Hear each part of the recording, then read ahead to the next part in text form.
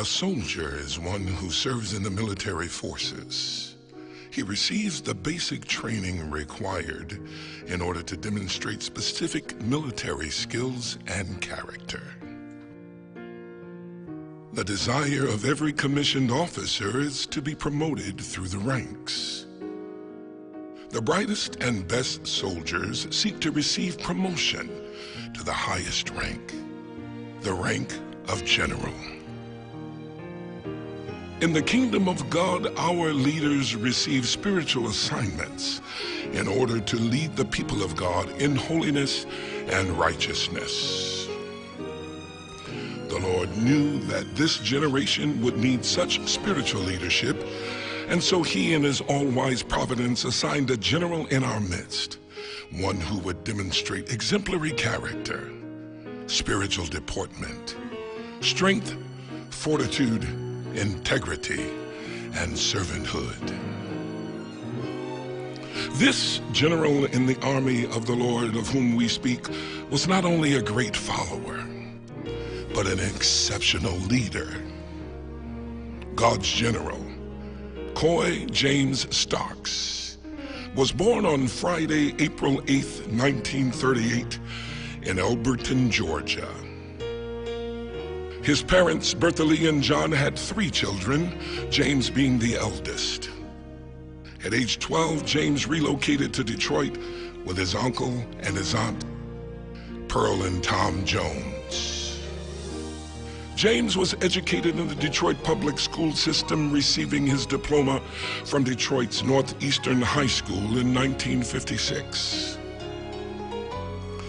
As an adult, James worked at Dodge Main Assembly, later to be called Chrysler Assembly. He was dedicated to his job and remained there for 27 years, retiring in 1991. James Starks, a hard-working man of God. One of his closest friends, Booker Hooks, invited James to the True Love Temple Church of God in Christ. James was captivated by the Word of God preached by the late Pastor Oscar Harris, so much so until James joined True Love Temple, accepted Christ as his Lord and Savior, and there he was baptized and filled with the precious gift of the Holy Ghost. With his friends who were more like brothers, Booker Hooks and John L. Baker, James's ministerial journey began as a deacon in the church. Mr. Hooks also introduced James to his good thing, the love of his life, Miss Dorothy Nell Reed, who he affectionately called Dot. The two married on June 30th, 1963, and together they parented 5 children. He was a dutiful husband, a devoted father, and a loving family man. James Starks, a caring man of God. The spiritual journey of this great general in the kingdom of God continued as he was led to God's Holy Tabernacle Church of God in Christ under the leadership of the late Pastor Zell.T. Crawford. There, James faithfully served the church until he accepted the Lord's call upon his life to preach the unadulterated gospel of Jesus Christ. Pastor Crawford recommended James to the ordination board, and he became an ordained elder in August of 1975. In 1977, Elder Starks founded the Prayer Tabernacle Church of God in Christ, located at 3201 Joy Road in Detroit. During these 33 years of ministry, thousands of souls were saved, healed, delivered, set free, baptized, and filled with the precious gift of the Holy Ghost. Through Pastor Starks' ministry, many spiritual sons and daughters in the gospel were born. Following the leading of the Holy Ghost, Pastor Starks conducted tent revivals, all-night shut-ins, and formed outreach ministries outside of the 4 walls of the church, feeding the homeless, ministering to the neighborhood, and drawing the community to attend services at the church. Pastor Starks also served the community as a chaplain for the Detroit Police Department, Precinct 5.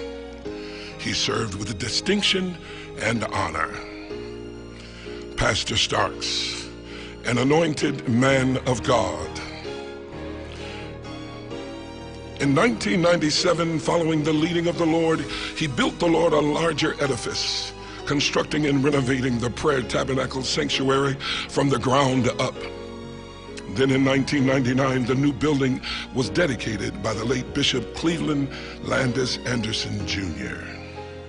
In addition to his duties as pastor, he also held positions at the jurisdictional level. He served under Bishop Anderson in the Great Lakes Ecclesiastical Jurisdiction of Michigan, was elevated to the position of Superintendent of District 13, now known as the Headquarters District. He faithfully labored in both the Finance Department and as Chairman of the Ordination Board. To shun the appearance of nepotism or partiality, Pastor Starks recused himself from administering the ordination examination of his own two sons, Elder Anthony Starks and Elder Derek Starks. His example of integrity and character was a well-known fact throughout the jurisdiction. After the passing of Bishop Anderson, Pastor Starks continued to serve his friend and newly elected prelate, Bishop Walter Emil Bogan Sr., as administrative assistant in the Great Lakes First Jurisdiction. When Bishop Bogan went home to be with the Lord, Pastor Starks continued to serve Bishop Clifford Caleb Dunlap until Bishop Dunlap went home to be with the Lord. Pastor Starks, an honorable man of God. Having been pastor of Prayer Tabernacle for 33 years, he elected to retire and continue ministry at Life Church of God in Christ under the leadership of his son, Superintendent Anthony Starks. He was appointed executive pastor of Life Church in 2012. He served Life Church faithfully and wholeheartedly involved himself in several auxiliaries, including Sunday school, and as its superintendent, Pastor's Aid Committee chairperson, prayer and intercessory team member, finance committee member, and men's department chairperson. Pastor Starks believed in the power of prayer and dedicated himself to waking up each morning at 5:55 a.m.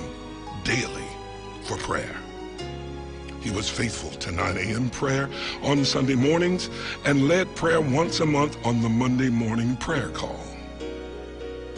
He took pride in working and beautifying Life Church by gardening, cleaning, repairing, and doing whatever else his hands found to do. His commitment to the work of the Lord was overwhelming. Pastor Starks, a relentless man of God. When Pastor Starks was not working in the vineyard, he enjoyed traveling, often getting away with his traveling buddy and brother-in-law, Bobby Reed. It was a joy for him to jump in the car and make the annual trip to Memphis, Tennessee and St. Louis, Missouri for the annual Holy Convocation. Nothing brought Pastor Starks more pleasure than being on the water, fishing for walleyes with his buddies, Ralph Jones and Nate Pittman. One of his fondest moments of fishing, and most frequently recounted, came when he caught an enormous king salmon that took him about an hour or so to reel in. He was a well-rounded man. He was a man for all seasons.